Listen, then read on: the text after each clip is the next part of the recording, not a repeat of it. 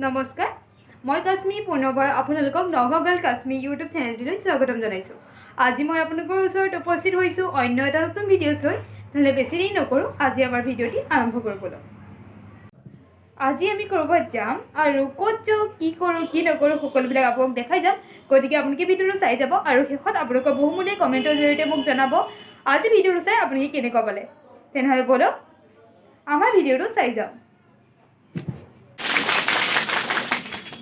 And Babul Bara, felicitate with a Sarai and okay.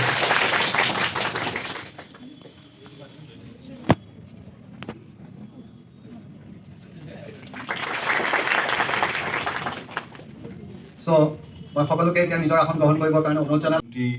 It is going to be discussed in every, especially in the student community, teachers, in everywhere, in every spheres, the national education policy is being discussed.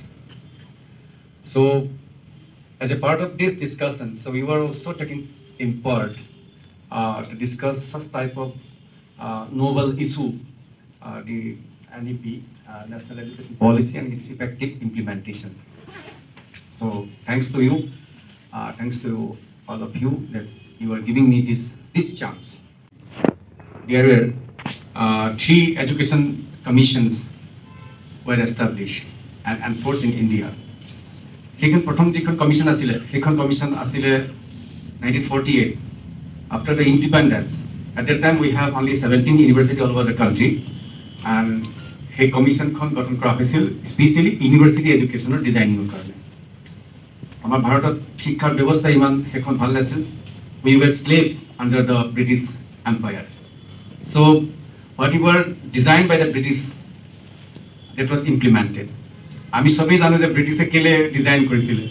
চ' তেওঁলোকে এনেকুৱা এটা education system, specially the Macaulay when he was appointed by the Britishers in 1928। তেতিয়া Macaulay মানে যেতিয়া আহিছিলে সি চাই এটা 28 বছৰ এজন যুৱক কমিশ্যন মেম্বাৰ, কমিশ্যন লৈ আহিছে এডুকেশ্যন কমিশ্যন ব্ৰিটিছৰ। ইয়াত আহি ডিজাইন কৰিছিলে। তেখেতে যেতিয়া ভাইচৰয়ে পঠাইছিলে তাক তাৰ পৰা যেতিয়া ব্ৰিটিছ তেতিয়া তেওঁ এটা কথা কৈছিলে ভাইচৰয়ে যে মই ইণ্ডিয়াটো I will change the India. মানে এনেকুৱা এটা এডুকেশ্যন ছিষ্টেম লাগু কৰা হ'ব যিটোৰ যোগেদি হয়তো মানুহবিলাক by blood they will be Indian, by nature, by behaviour they will be change, they will behave like Britishers. আজি সেইটো হৈ গ'ল। আমি ইমান বছৰ more than 200 years they rule us, আৰু till now এতিয়াও our mindset is not being changed. আমি এতিয়াও মানে চব বস্তু আমি বিদেশী বস্তু, বাহিৰৰ বস্তু, বাহিৰৰ পলিচি যায়। সেইকাৰণে মই ক'ব বিচাৰিছোঁ যে যিকেইটা পলিচি বনোৱা হ'ল আগত বা কমিশ্যন যিখন 3টা কমিশ্যন, এই গোটেইবিলাক কমিশ্যন একচুৱেলি ধাৰ কৰা আছিলে ইমিডিয়েটেড কমিশ্যন। গতিকে তাৰ ছাজেশ্যন যিবিলাক আছিলে চব ইমিডিয়েট আছিল। গতিকে যিটো হিচাপত ছাকচেছ হ'ব লাগিছিল নাছিল। তেতিয়া প্ৰথমটো ইউনিভাৰ্চিটি কমিশ্যন আছিলে। ইউনিভাৰ্চিটি কমিশ্যনৰ মই ক'লোঁ যে 17 ইউনিভাৰ্চিটি আছিলে। এটা সময়তো মেট্ৰিকো ইউনিভাৰ্চিটিৰ পৰাই দিছিলে, মেট্ৰিক পৰীক্ষাও ইউনিভাৰ্চিটিয়ে কণ্ডাক্ট কৰিছিলে। কালকাতা ইউনিভাৰ্চিটি আমাৰ ইয়াতে চব এইবিলাক কণ্ডাক্ট কৰিছিলে। পিছত কাউন্সিল আদি গঠন হৈছে বা আমাৰ গুৱাহাটী ইউনিভাৰ্চিটি 48ত ষ্টাৰ্ট হৈছে। 48লৈকে আগলৈকেতো কালকাতা ইউনিভাৰ্চিটি আণ্ডাৰত আছে। তো এতিয়া আমাৰ এইখন কমিশ্যনত কি হৈছে হায়াৰ এডুকেশ্যন। ছেকেণ্ড এখন কমিশ্যন আকৌ আহিলে যিখন secondary education commission of India. তো সেইখন আকৌ 1952ত সেইখন আকৌ গঠন কৰা হ'ল ছেকেণ্ডেৰী এডুকেশ্যনৰ কাৰণে। তো গতিকে ছেকেণ্ডেৰী এডুকেশ্যনত তেতিয়া ছেকেণ্ডেৰী আহিল, কিন্তু এটা প্ৰাইমেৰী ছেকশ্যন পৰা থাকি গ'ল। পিছত আকৌ DS কোঠাৰী যিখন কমিশ্যন গঠন হ'ল 56ত, সেইখনত আকৌ এতিয়া হ'ল কি তেখেতে UGCও চেয়াৰমেন আছিল DS কোঠাৰী। তেখেতৰ আণ্ডাৰতে এখন চেয়াৰমেনশ্বিপত এখন বনোৱা হৈছিলে কোঠাৰী কমিশ্যন। তো কমিশ্যনখনে এইখনত এতিয়া প্ৰাইমেৰী এডুকেশ্যনটো ইনক্লুড কৰা হৈছিল। গতিকে এইভাৱে 3 প্ৰকাৰৰ 3টা পৰ্যায়ত গৈ পিনে আমাৰ দেশত এটা পূৰ্ণ এডুকেশ্যন পৰ্যায়ত আপোনাৰ 47ৰ পৰা আপ টু 56লৈকে 58ৰ পৰা এখন লাগু হৈছে। এটা লং পিৰিয়ড আমাক লাগি গ'ল যিটোত আমি এইখন ইমপ্লিমেণ্টেশ্যন কৰাৰ ক্ষেত্ৰত। এতিয়া ভাৰতবৰ্ষত ইয়াৰ কেইটা কমিশ্যন পিছত এখন 2009ত নলেজ কমিশ্যন গঠন হ'ল।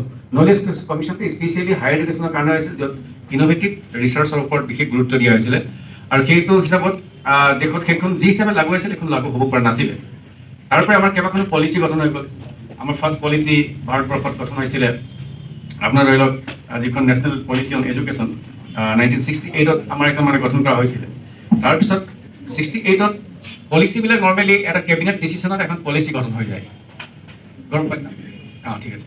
তাৰপিছত কমিশ্যন এখনৰ কাৰণে আমাক কি লাগে, সেইখন পাৰ্লিয়ামেণ্টত পাছ হ'ব লাগে কমিশ্যনৰ কাৰণে এখন ড্ৰাফ্ট বনোৱা হয় এখন ড্ৰাফ্ট পাছ হয় এতিয়াও আমাৰ যিখন নিউ এডুকেশ্যন পলিচি সেইখন পলিচিখন আপ টু ছেকেণ্ডেৰী লেভেললৈকে গভৰ্ণমেণ্টে এডপ্ট কৰিব পাৰে এনফৰ্চ কৰি দিব পাৰে কিন্তু যেতিয়া আপ টু ছেকেণ্ডেৰী লেভেল ডিগ্ৰীৰ কাৰণে এখন কমিশ্যন গঠন কৰিবলগীয়া হ'লে তেতিয়াহ'লে সেইখনত আমাৰ এটা ড্ৰাফ্ট এখন বিল পাছ হ'ব লাগিব সেই বিলখন পাছ হোৱাৰ পিছত ৰাষ্ট্ৰপতিৰ ওচৰত তেওঁ অনুমোদন কৰাৰ পিছত আইনলৈ পৰিণত হ'ব গতিকে এতিয়া ইউনিভাৰ্চিটি গ্ৰেণ্ট কমিশ্যন যিখন 1956ত গঠন কৰা হৈছিলে তো সেইখনৰ এতিয়া সেই কমিশ্যনখন এতিয়া আমাৰ এইখনৰ পিছত মানে ইনভেলিড হৈ যাব এইখন কমিশ্যন গঠন কৰাৰ লগে লগে গতিকে এতিয়া আমাৰ নতুন কমিশ্যন গঠন কৰিবলৈ গৈ আছে আমাৰ ভাৰতবৰ্ষত সেইখন কৈছে যে তিনিখন পলিচি হৈ গ'ল কিন্তু এইখন যে থাৰ্ড পলিচি 86ত যিখন পলিচি গঠন হৈছিলে সেইখন পলিচি ভাৰতবৰ্ষত এটা সৰ্বাত্মকতা এটা আছিলে সকলো ফালৰ পৰা স্পেচিয়েলি তাত যিটো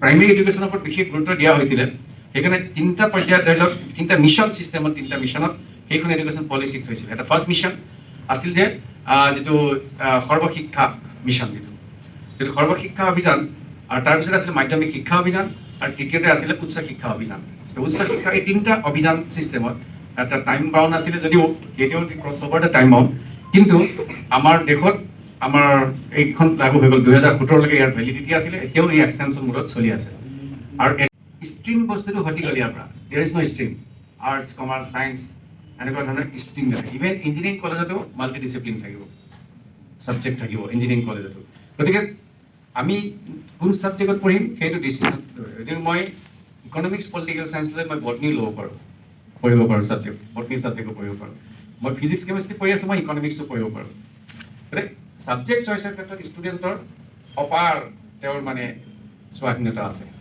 যি ছাবজেক্টে পঢ়ক গতিকে এইটো এটা বহুত ডাঙৰ এটা সুবিধা আছে আৰু ষ্ট্ৰীম ছিষ্টেমটো ইয়াৰ পৰা উঠি গৈছে গতিকে মাল্টিপল ছাবজেক্ট বা মাল্টি ডিচিপ্লিনেৰী ছিষ্টেম হৈ গ'ল এতিয়া সকলো institution will be multi discipline institution গতিকে ষ্টুডেণ্ট ইয়াত যদি আমাৰ ছাপ'জ এতিয়া 12টা ছাবজেক্ট আছে তো 12টা ছাবজেক্টটো ইণ্টাৰ ছাবজেক্ট পঢ়াৰ ব্যৱস্থা কৰিব পাৰে তাৰমানে এতিয়া তেনেধৰণৰ এতিয়া মেণ্ডেটৰীটো নাইকিয়া হৈ গ'ল গতিকে এই এটা ষ্টুডেণ্টৰ কাৰণে ষ্টুডেণ্ট ফ্ৰেণ্ডলি বুলি আৰু অন্য এটা আটাইতকৈ ডাঙৰ ইম্পৰ্টেণ্ট বস্তু এটা হৈছে কি ষ্টুডেণ্ট ফ্ৰেণ্ডলি অন্য কেৰেক্টাৰটো হৈছে কি এজন ষ্টুডেণ্টে ধৰি লওক এতিয়া multi entry and multi exit system এজন ষ্টুডেণ্টে ছাপ'জ BA ফাৰ্ষ্ট ছেমত তেখেতে ভৰ্তি হ'ল বা ডিগ্ৰী ফাৰ্ষ্ট ছেমিষ্টাৰ ভৰ্তি হ'ল বা মাষ্টাৰ ডিগ্ৰী ফাৰ্ষ্ট ছেমিষ্টাৰ ভৰ্তি হ'ল তো ফাৰ্ষ্ট ছেমিষ্টাৰ ভৰ্তি হোৱাৰ পিছত এজন ষ্টুডেণ্টে নিজৰ কাম অনুসৰি চইচ অনুসৰি তেওঁ এৰি থৈ গুচি যাব পাৰে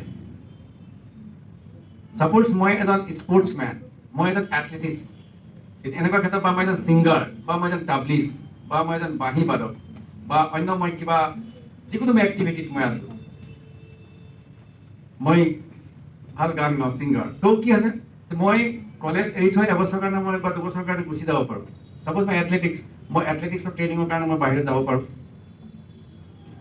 আজিকালি কি হৈছে এজন ষ্টুডেণ্ট যদি কিবা কাৰণত খেলিবলৈ গুচি যায় ইভেন বহুত সময় যে ইণ্টাৰ কলেজ খেলিবলৈ গ'লেও সি ঘূৰি আহি পৰীক্ষা নাপায় সি গৈ ড্ৰপ হৈ যায় ছমাহ তাৰ পইচা আকৌ অহা বছৰ ই বেক হৈ যায় এটা পৰীক্ষা এতিয়া সেই ছিষ্টেম নাথাকে এতিয়া তেওঁ কলেজ এৰি থৈ গুচি যাওক এবছৰ দুবছৰ পিছত ঘূৰি আহক আকৌ তেওঁ আহি পৰীক্ষা দিব পাৰে তেওঁ মানে এবচেণ্ট ধৰা নহয় মানে তেখেতক এতিয়া ষ্টুডেণ্টৰ আটাইতকৈ সুবিধা আছে গতিকে মই ছিংগাৰ মই গানৰ প্ৰেক্টিছ মই গান গাবলৈ যাবলৈ এসপ্তাহ 10-15 দিন মই থাকিব লগা হৈছে মানে সেইটোত মোৰ এতিয়া কি আছে সেইকাৰণে এটা নতুন ছিষ্টেম লগা হৈছে সেইটো আমি অহা 5 তাৰিখে ফাইনেলি এডপ্ট কৰি দিম আমি অলৰেডি পাছ কৰি দিয়া হ'ব এইটো ৰেজিষ্ট্ৰেশ্যন কৰি আছোঁ এতিয়া সেইটো হৈ গ'ল কি academic credit banking system so' every student have to open a passbook, like open a bank account. After immediately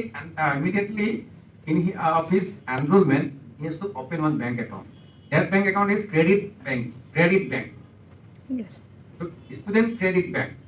এই credit bank কি হ'ব যে student জনৰ suppose আমাৰ credit BA বা ফাৰ্ষ্ট সেমিষ্টাৰ বা ফাৰ্ষ্ট ইয়েৰ কোৰ্সত আমাৰ টোটাল কোৰ্স কন্টেন্ট 800 ক্ৰেডিটস আছে ধৰি ললো 800 ক্ৰেডিটসৰ ভিতৰত ফাৰ্ষ্ট সেমিষ্টাৰ suppose 300 ক্ৰেডিটস আছে তো 300 ক্ৰেডিটসৰ মই ফাৰ্ষ্ট ইয়েৰত মই তাত মই ক্লিয়াৰ কৰিলোঁ ফাৰ্ষ্ট ইয়েৰ মই পঢ়িলোঁ 300 হয়তো মোৰ 200 ক্ৰেডিট মোৰ তাত জমা হৈ গ'ল তাৰপিছত মই গুচি গ'লোঁ ওলাই মই এথলেটিক্স মই গুচি গ'লোঁ এবছৰ মই ছমাহ কেতিয়াবা প্ৰি অলিম্পিক ট্ৰেইনিং তাত হয় কোচৰ ওচৰত যাব লাগে মানে যাব লাগে স্পৰ্টছ অথৰিটি অফ ইণ্ডিয়া তাত যাব লাগে তো তাত গৈ ট্ৰেইনিং লৈ মই হয়তো এইবিলাক কৰি খেলা ধূলা কৰি 2 বছৰৰ পিছত ঘূৰি আহিছে 2 বছৰ পিছত আহি মই যেতিয়া কলেজত আকৌ সোমাম তেতিয়া মই আকৌ BA পৰীক্ষা হয়তো মই দিব পাৰিম, ডিগ্ৰী পৰীক্ষা দিব পৰা সুবিধা আছে। আৰু মোৰ ক্ৰেডিট যিটো মই 2 বছৰ মই বাহিৰত থাকিলোঁ বা 1 বছৰ মই বাহিৰত থাকিলোঁ, যিখিনি ক্ৰেডিট মোৰ জমা হ'ল তাত সেইখিনি মোৰ ইয়ালে ক্ৰেডিট ট্ৰান্সফাৰ হৈ যাব। সেইটো চিষ্টেম হৈছে ক্ৰেডিট ট্ৰান্সফাৰ চিষ্টেম। চ' ক্ৰেডিট ট্ৰান্সফাৰ চিষ্টেমটো বাহিৰত যিবিলাক এক্টিভিটি হ'ব, যদি খেতিও কৰে সেই ল'ৰাজনে, যদি খেতিটো তাৰ প্ৰডাক্টিভ হয়, সিহঁতে প্ৰডাক্টিভ খেতি কৰি আছে, তাৰ পৰা শস্যৰ উৎপাদন হৈছে, মাৰ্কেটিং কৰিছে। মই এটা ছাপ'জ খাৰিফ শস্যৰ সময়ত মই গ'লোঁ, মোৰ তাত 8 বিঘা জমিন আছে, মই বা নদী কিনাৰত গৈ 8 বিঘা মই জমিন তলি বনালোঁ, তাত বিলাহী, বেঙেনা, আলু, খৰিফ শস্যবিলাক লগালোঁ। মোৰ তাৰ মাৰ্কেটিং হ'ল, মোৰ তাৰ পৰা মই আৰ্নিং হ'লোঁ। চ' আই হেভ চাম ডকুমেণ্ট ন, যে মই বস্তু বীজ মই কিনিছোঁ, খেতি চহাইছোঁ, ডকুমেণ্ট থাকিব লাগিব। যদি ডকুমেণ্ট থাকে, চাৰ্টিফিকেশ্যন থাকে, সেইখিনি ক্ৰেডিটটো খেতি কৰিলেও সেই ক্ৰেডিট জমা হ'ব বুলি কৈছে। ষ্টুডেণ্টৰ ইয়াত কি আজাদি কি থাকিব পাৰে, কিন্তু প্ৰডাক্টিভিটি থাকিব লাগিব। মই যি কামত যামগৈ, মই তাৰ পৰা কামটো মই লিগেল এক্টিভিটি মই কৰিব লাগিব। লিগেল এক্টিভিটিত যিটো মোৰ কেৰিয়াৰ কামত লাগিব, তেনেকুৱা কামত থাকিলে সেইখিনি ক্ৰেডিট ট্ৰান্সফাৰ হৈ যাব। তো এইখিনি ক্ৰেডিট লৈ 800 ক্ৰেডিটত হয়তো মই তাত গৈ 600 ক্ৰেডিট পাই গ'লোঁ। আগত মই 150 বা 200 ক্ৰেডিট থৈয়ে দিছিলোঁ। গতিকে মই গৈ BA আকৌ পৰীক্ষা দিব পাৰিম, মানে গৈ এটা ছাবজেক্টত পঢ়িব পাৰোঁ। গতিকে এটা সেইটো ফৰ্মেলিটিৰ কাৰণে সেইখিনি 800 হৈ গ'লে সেইখিনিতে মোৰ পাছ হৈ যাব। এবছৰ মই পলিটিকেল চাইন্স কৰিম লৈছোঁ ন, দৰকাৰ নাই মই পলিটিক্সত পৰীক্ষা দিবলৈ। মোক পলিটিক্স কৰিবলৈ, মোৰ খেতি কৰিবলৈ আছে। গতিকে মই ডিগ্ৰী প্ৰদান কৰিলে মোক ইউনিভাৰ্চিটিয়ে বা সেই কলেজে মোক ডিগ্ৰী প্ৰদান কৰিলে। এনেই ছাবজেক্ট পঢ়ি কিবা লাভ আছে নেকি? এই এডুকেশ্যন পলিটিকেল এনেই ছাবজেক্ট পঢ়ি কিবা ধুনীয়া ছাবজেক্ট পঢ়ি একো লাভ নাই, য'ত প্ৰডাক্টিভিটি নাই, য'ত আউটকাম নাই, আউটপুট লাগে। আমাক লাগে বৰ্তমান নিউ এডুকেশ্যন এইখন পলিচিয়ে কৈছে যে আউটপুট লাগিব, ৰিজাল্ট অৰিয়েণ্টেড। যদি তুমি খেলাৰী ডিগ্ৰী তোমাক প্ৰদান কৰি দিব, এথলেটিক্সত তোমাৰ চাৰ্টিফিকেট দি দিব, ডিগ্ৰী দি দিব সেইখন ইনষ্টিটিউশ্যনে। গতিকে এতিয়া সেইকাৰণে বেলেগ ইনষ্টিটিউশ্যন এতিয়া কিছুমান যেনে সংস্কৃত বিশ্ববিদ্যালয় হৈ নাথাকে, তাতো এটা মাল্টি ডিচিপ্লিন থাকিব লাগিব। তেনেকৈ এতিয়া কোনো স্পেচিয়েলাইজেশ্যন নাথাকিব ইউনিভাৰ্চিটিবিলাকৰ। সায়েন্স বুলি এটি স্পেচিয়েলাইজেশ্যন তেনেকৈ নাথাকিব। তাৰমানে এটা চব common, multi discipline, common, equity, inclusion. এইখনৰ মানে এইখনৰ যিটো প্ৰিন্সিপলছ আছে, 3টা প্ৰিন্সিপলছৰ ভিতৰত এটা আছে ইকুইটি, ইনক্লুজন। গতিকে ইকুইটিটোৰ ওপৰত বিশেষ গুৰুত্ব দিয়া হৈছে। এতিয়া এইটো কৈছে যে মাল্টি ডিচিপ্লিন, এইখিনি আছে ষ্টুডেণ্টৰ বেনিফিটৰ কাৰণে। সেইকাৰণে কৈছে যে this policy is called student friendly policy. ইয়াতকৈ ভাল policy never in our country আগত কেতিয়াও নাছিলে আৰু ভৱিষ্যতৰ সম্ভাৱনা নহ'বই। গতিকে এইখিনি এটা আমাৰ ষ্টুডেণ্ট ফ্ৰেণ্ডলি বুলি আমি ইয়াত ক'ব বিচাৰিছোঁ। আৰু তৃতীয়তে আপুনি চাওক, ইয়াত আৰু এটা বস্তু আছে যে মাতৃভাষা এডুকেশ্যন ইন মাতৃভাষা। এতিয়া নিজৰ মাতৃভাষা এনেকুৱা এখন দেশ, আমি ঠিক আছে ব্ৰিটিছে আমাক ৰুল কৰিলে, বাট ইন 47 আমি we become independent. From the 47 till now we have cross over 75 years নাও। বাট 75 yearsত যিটো হিচাপে প্ৰগতি হ'ব লাগিছিলে, এতিয়াও আমি চব ক্ষেত্ৰত উই আৰ ডিপেণ্ড আপন ইংলিছ। চব বস্তু ইংলিছ নহ'লে নহ'ব, চব কিতাপ ইংলিছ, চব বস্তু ভাল কিবা ইংলিছ। অথচ আমি যদি চাওঁ প্ৰি ইণ্ডিপেণ্ডেঞ্চ আমি যদি চাওঁ, বা বিফৰ মোগল যদি চাওঁ, আমাৰ দেশততো বহুত ভাল বিশ্ববিদ্যালয় আছিল। আজি আমি অক্সফৰ্ড ইউনিভাৰ্চিটি কওঁ যে অক্সফৰ্ড ইউনিভাৰ্চিটি আজি কেতিয়া হৈছে? আজি অক্সফৰ্ড ইউনিভাৰ্চিটিৰ জন্ম হোৱা আজি 500 years হৈছে। কিন্তু ইয়াৰ আগত আমাৰ তাতকৈ পুৰণা ইউনিভাৰ্চিটি আমাৰ দেশত আছিলে, উজ্জয়ন ইউনিভাৰ্চিটি, তক্ষশিলা ইউনিভাৰ্চিটি, নালন্দা বিশ্ববিদ্যালয়, তাৰোপৰি আপোনাৰ বিক্ৰমশিলা বিশ্ববিদ্যালয়। এইবিলাক বিশ্ববিদ্যালয় আমাৰ ভাৰতবৰ্ষত আছিল। টোল শিক্ষা আছিলে, গুৰু গৃহত থাকি টোল শিক্ষা আমাৰ ব্যৱস্থা আমাৰ ইয়াত আছিলে। প্ৰতিটো মঠ মন্দিৰবিলাকত শিক্ষা প্ৰদান কৰা হৈছিলে। গতিকে যিখিনি শিক্ষা আমাৰ আছিলে, আমি আয়ুৰ্বিজ্ঞানত চাবলৈ আছিলোঁ, আয়ুৰ্বেদত আছিলোঁ। তাৰপিছত আমি সফল আছিলোঁ যোগ শিক্ষাত স্বাস্থ্যৰ কাৰণে অতি দৰকাৰী। আমি সাহিত্য সংস্কৃতিত বহুত বিকশিত আছিলোঁ। আমাৰ সাহিত্য সংস্কৃতি, আমাৰ স্ক্ৰিপ্ট, আমাৰ বিজ্ঞান, আমাৰ জ্যোতিষ বিজ্ঞান, আমি গোটেইবিলাকতে আমি বহুত পাৰংগত আছিলোঁ আমাৰ দেশত। গতিকে ইমানখিনি এটা জ্ঞানত আমি বিশ্বগুৰু আসনত ভাৰতবৰ্ষ বহি আছিলোঁ এটা সময়। কিন্তু তেনেকুৱা এখন দেশত আহি আমাক আজি চিলেক্ট কৰি দিলে। ধৰক আমি দাসত্বৰ শিকিলে মান কৰিলোঁ, ব্ৰিটিছৰ আণ্ডাৰতে নহয় ন, 1000 years। যেতিয়া মানে চবচে চেংগিজ খান সময়ৰ পৰা যিটো মোগল হেৰিয়ৰ পৰা আহিছিল, মংগোলিস্তানৰ পৰা, চেংগিজ খাৰ সময়ৰ পৰা আন্দোলন ইয়াত আমাৰ আক্ৰমণ আৰম্ভ হৈছিলে। চেংগিজ খা আহিলে, মহম্মদ ঘূৰি আহিলে, তাৰপিছত আপোনাৰ এইসকল তেওঁলোকে মোগল আহিলে, তুৰ্কী আহিলে, মুছলমান আহিলে, এনেকৈ আমাৰ এনেকৈও প্ৰায় 600 years, more than 600 years আমি দাসত্বৰ শিকলিয়ে মান খালোঁ। তেতিয়াও আমাৰ বহুত মঠ মন্দিৰ আজি ভিডিঅ'টো আছিল ইমানেই যদি ভাল পালে লাইক কৰক কমেণ্ট কৰক এণ্ড শ্বেয়াৰ কৰক লগতে চেনেলটো ছাবস্ক্ৰাইব কৰি ল'বৰ কাৰণে নাপাহৰিব চ' আজিলৈ ইমানেই বাই বাই